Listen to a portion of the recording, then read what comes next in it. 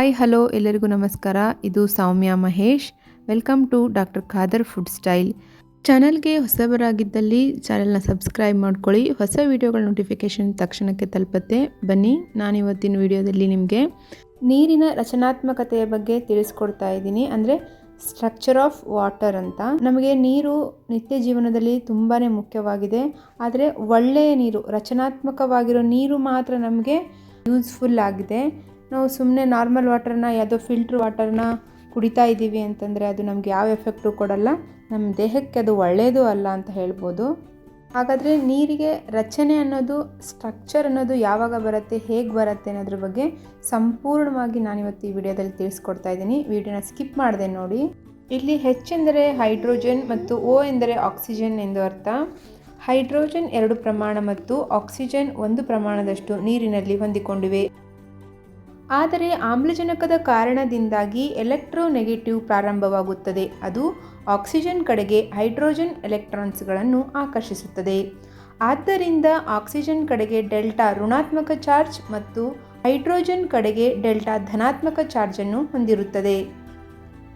ಆದ್ದರಿಂದಾಗಿ ಒಂದು ಬಂಧವನ್ನು ಕಳೆದುಕೊಳ್ಳುತ್ತದೆ. ಆ ಸಮಯದಲ್ಲಿ ಒಂದು ಅಣುವಿನ ನೀರಿನ ಅಣು ಮತ್ತೊಂದು ಅಣುವಿಗೆ ಬಂಧಕವಾಗಿರುತ್ತದೆ. ಆದ್ದರಿಂದ ಅದೇ ತರಹ ಮುಂದುವರಿಯುತ್ತದೆ. ಮುಂದುವರೆದ ಬಂಧವು ಪ್ರತಿಯೊಂದು ಅಣುಗಳು ನಿಜವಾಗಿಯೂ ಸುಂದರವಾದ ಮಾಲೆಯಂತೆ ಸಂಪರ್ಕವನ್ನು ಹೊಂದಿರುತ್ತವೆ. ಡೆಲ್ಟಾ ನೆಗೆಟಿವ್ ಮತ್ತು ಡೆಲ್ಟಾ ಪಾಸಿಟಿವ್ ಚಾರ್ಜ್ಗಳು ಮಳೆಯ ನೀರು ಹರಿದಾಗ ಅದು ಮಣ್ಣಿನಲ್ಲಿ ವಿವಿಧ ಸ್ಥಳಗಳಲ್ಲಿ ವಿವಿಧ ಮಣ್ಣುಗಳ ಮೂಲಕ ಸಾಗುತ್ತವೆ. ಈ ಸಮಯದಲ್ಲಿ ನೀರಿನಲ್ಲಿ ಖನಿಜಗಳು, ರಾಸಾಯನಿಕಗಳು, ಎಲ್ಲ ರೀತಿಯ ವಸ್ತುಗಳು ಸಂಗ್ರಹಗೊಳ್ಳಲು ಪ್ರಾರಂಭವಾಗುತ್ತವೆ. ವಿತರಿಸಲಾದ ಧನಾತ್ಮಕ ಮತ್ತು ಋಣಾತ್ಮಕ ಚಾರ್ಜ್ನಿಂದಾಗಿ ನೀರಿನ ಸಂಪೂರ್ಣ ಜಾಲಬಂಧ ತಟಸ್ಥವಾಗಿದೆ. ಆದರೆ ಆಂತರಿಕ ಧ್ರುವೀಕರಣ ಇದ್ದೇ ಇರುತ್ತದೆ. ಆದ್ದರಿಂದ ನೀರಿನ ಅಣುವಿನ ಧ್ರುವೀಯತೆಯು ನೀರಿನ ಈ ಸುಂದರವಾದ ರಚನೆಯನ್ನು ತರುತ್ತದೆ. ನೀರು ರಚನೆಯಾಗಿಲ್ಲದಿದ್ದಲ್ಲಿ ನಾವು ಬಹಳಷ್ಟು ಖನಿಜಗಳನ್ನು, ಧ್ರುವೀಕರಿಸಿದ ರಾಸಾಯನಿಕಗಳನ್ನು ಸೇರಿಸುತ್ತಿದ್ದರೆ ರಚನೆಯ ಸ್ವರೂಪವು ತೊಂದರೆಗೊಳಗಾಗುತ್ತದೆ.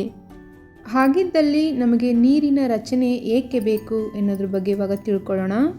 ನೀರಿನಲ್ಲಿನ ರಚನೆಯು ಡೆಲ್ಟಾ ನೆಗೆಟಿವ್ನಲ್ಲಿ ಡೆಲ್ಟಾ ಪಾಸಿಟಿವ್ ಆಗಿರುವುದರಿಂದ ನೀರು ಹರಿದಾಗ ಅದು ವಿಷಕಾರಿ ವಸ್ತುಗಳನ್ನು ತೆಗೆದುಕೊಂಡು ಹೋಗುತ್ತದೆ. ಹಾಗೆಯೇ ಎಲ್ಲ ರೀತಿಯ ಅನಗತ್ಯ ವಸ್ತುಗಳು ನಿಮ್ಮ ಮೂತ್ರದ ಮೂಲಕ ಹೊರಹೋಗಬಹುದು. ನೀರು ರಚನೆಯಾಗದಿದ್ದರೆ ಕರಗುವಿಕೆ ಕಡಿಮೆಯಾಗಿ ವಿಷಕಾರಿ ವಸ್ತುಗಳ ಹೊರಹೋಗುವಿಕೆ ಕುಂಠಿತಗೊಳ್ಳುತ್ತದೆ. ಆದ್ದರಿಂದ ಅಡುಗೆ ಮಾಡಲು ನಾವು ನೀರನ್ನು ಕುಡಿಯಲು ರಚನಾತ್ಮಕ ನೀರನ್ನೇ ಬಳಸಬೇಕು. ಇಲ್ಲಿ ತಿಳಿಯಪಡಿಸುತ್ತಿರುವುದೇನೆಂದರೆ ಹರಿಯುತ್ತಿರುವ ನೀರು ಯಾವಾಗಲೂ ರಚನಾತ್ಮಕವಾಗಿರುತ್ತದೆ.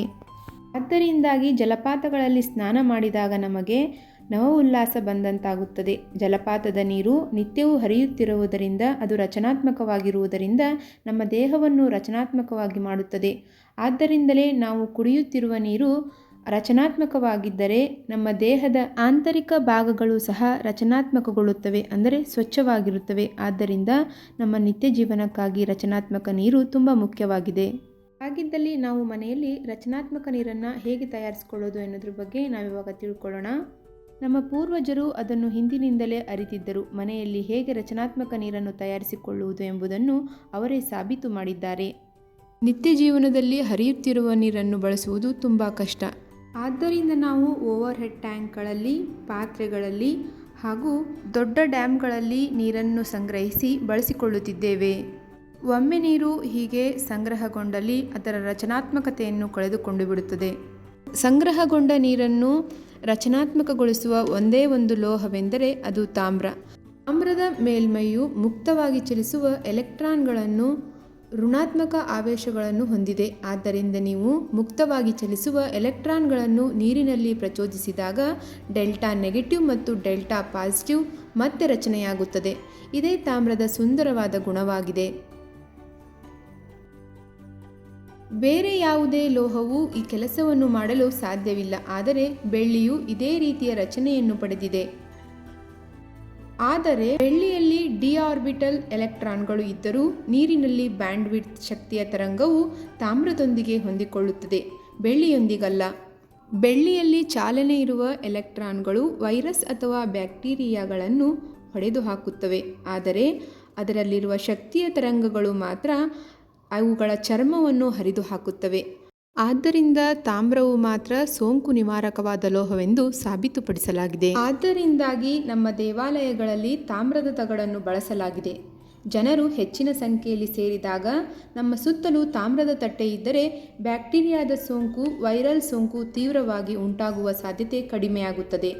ಆದ್ದರಿಂದ ತಾಮ್ರವು ನಿತ್ಯ ಜೀವನದಲ್ಲಿ ಅತ್ಯಂತ ಮುಖ್ಯವಾಗಿದೆ.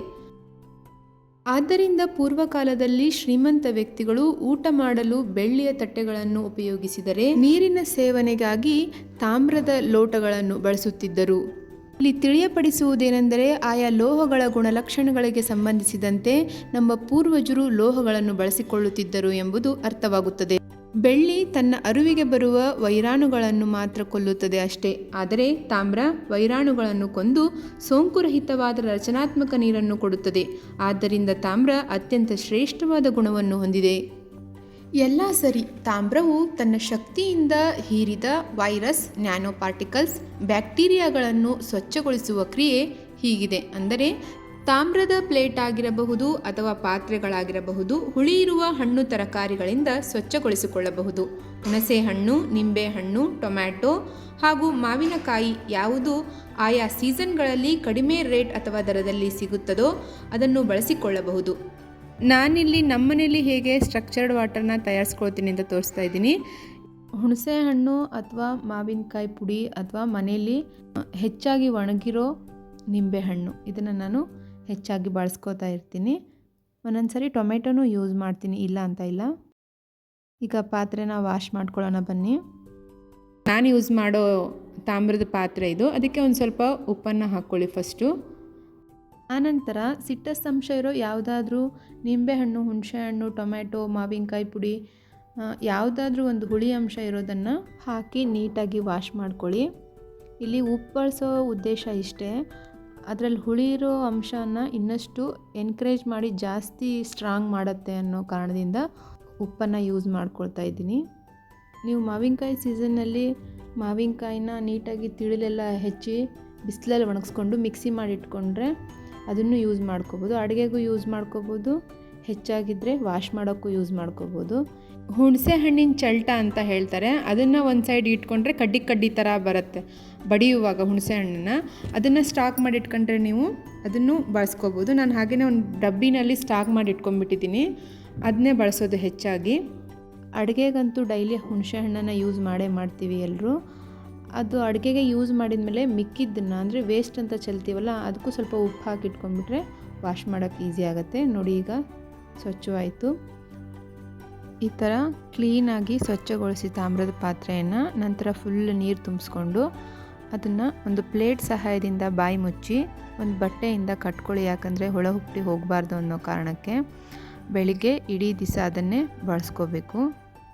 ಈ ರೊಟೀನ್ ನಮ್ಮದು ನಿತ್ಯವೂ ಸಾಕ್ತಾನೆ ಇರಬೇಕು. ಯಾಕಂದರೆ ಡೈಲಿ ಲೈಫ್ಗೆ ನಮಗೆ ಅಡುಗೆಗೆ ನೀರು ಬೇಕೇ ಬೇಕು. ತಾಮ್ರದ ಪಾತ್ರೆ ಇಲ್ಲ ಅಂತಂದರೆ ಒಂದು ಸ್ಟೀಲ್ ಪಾತ್ರೆಯಲ್ಲಿ ನೀರು ತುಂಬಿಸಿ ಒಂದು ಕಾಪರ್ ಪ್ಲೇಟ್ನ ಅದನ್ನು ಹುಣಸೆಹಣ್ಣು ಅಥವಾ ಇನ್ಯಾವುದರಿಂದ ಸ್ವಚ್ಛಗೊಳಿಸಿ ಆ ನೀರಲ್ಲಿ ಹಾಕಿ ಬಾಯಿ ಕಟ್ಟಿ ಈ ಥರ ಇಟ್ಕೊಂಡ್ರೆ ನೀರು ರೆಡಿ ಆಗುತ್ತೆ. ಅದಕ್ಕೂ ಒಂದು ಪರ್ಟಿಕ್ಯುಲರ್ ಅಳತೆ ಅಂತ ಇದೆ. 3/9.5 ಇಂಚಷ್ಟು ಕಾಪರ್ ಪ್ಲೇಟ್ ಇದ್ದರೆ ಅದನ್ನು 8ರಿಂದ 9 ಲೀಟರ್ ನೀರಿನಲ್ಲಿ ಹಾಕಿಟ್ಕೋಬೋದು. ಅಂದರೆ ಅದನ್ನು ಹುಣಸೆಹಣ್ಣು ಹಚ್ಚಿ ತೊಳೆದು ರಾತ್ರಿ ಹಾಕಿಟ್ಟು ಬೆಳಿಗ್ಗೆ ನಾವು ಅಡುಗೆಗೆ ಎಲ್ಲದಕ್ಕೂ ಉಪಯೋಗಿಸ್ಕೊಳ್ಬೋದು.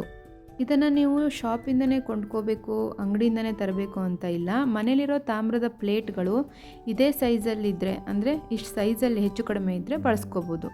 ರಚನಾತ್ಮಕ ನೀರನ್ನು ಬಳಸುವುದರಿಂದ ಜೀವಕೋಶಗಳು ಆಮ್ಲಜನಕ ಮತ್ತು ಪೋಷಕಾಂಶಗಳನ್ನು ಹೆಚ್ಚು ಪರಿಣಾಮಕಾರಿಯಾಗಿ ಹೀರಿಕೊಳ್ಳಲು ಸಹಾಯ ಮಾಡುವ ಮೂಲಕ ರೋಗ ನಿರೋಧಕ ವ್ಯವಸ್ಥೆ ಮತ್ತು ದೀರ್ಘಾಯುಷ್ಯವನ್ನು ಸುಧಾರಿಸುತ್ತದೆ.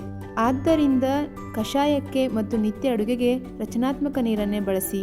ಗೊತ್ತಾಯ್ತಲ್ಲ, ರಚನಾತ್ಮಕ ನೀರು ಅಂದರೆ ಏನು, ಅದನ್ನು ಹೇಗೆ ತಯಾರು ಮಾಡ್ಕೋಬೇಕು ಮನೆಯಲ್ಲೇ, ಅದನ್ನು ಬಳಸೋದ್ರಿಂದ ನಮ್ಮ ದೇಹಕ್ಕೆ ಎಷ್ಟು ಲಾಭಗಳಿವೆ ಅಂತಂದು. ಹೀಗೆ ಮತ್ತೊಂದು ತುಂಬ ಉಪಯುಕ್ತವಾದ ವಿಡಿಯೋದೊಂದಿಗೆ ನಿಮ್ಮನ್ನು ಭೇಟಿ ಮಾಡ್ತೀನಿ. ಧನ್ಯವಾದಗಳು.